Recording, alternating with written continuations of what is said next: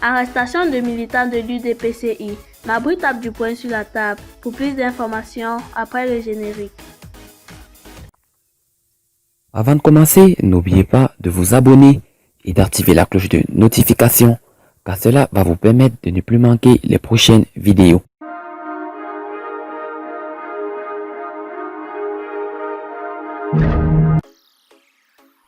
À l'instar des formations politiques membres de l'opposition ivoirienne, l'UDPCI avait également appelé ses militants à rejoindre dans les rues la société civile pour dire non à la candidature du président Alassane Ouattara au scrutin du 31 octobre 2020. Ces manifestations éclatées qui ont enregistré les décès de 4 personnes et de nombreux blessés ont aussi conduit à des arrestations, dont celle de 3 militants de l'UDPCI encore détenus dans les commissariats et autres districts de police.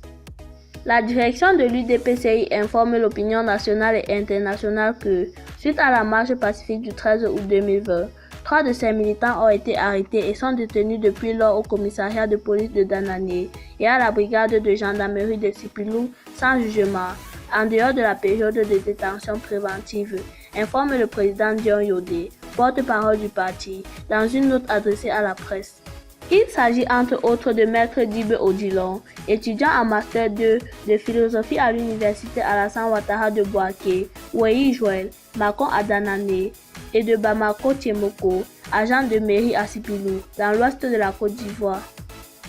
La direction de l'UDPCI exige la libération sans condition de ses militants, qui ont manifesté pacifiquement et à qui rien n'est reproché, insiste le parti dirigé par Albert Mabry Touakousse, ex-allié du Rassemblement des souffletistes pour la démocratie et la paix en abrégé RHDP.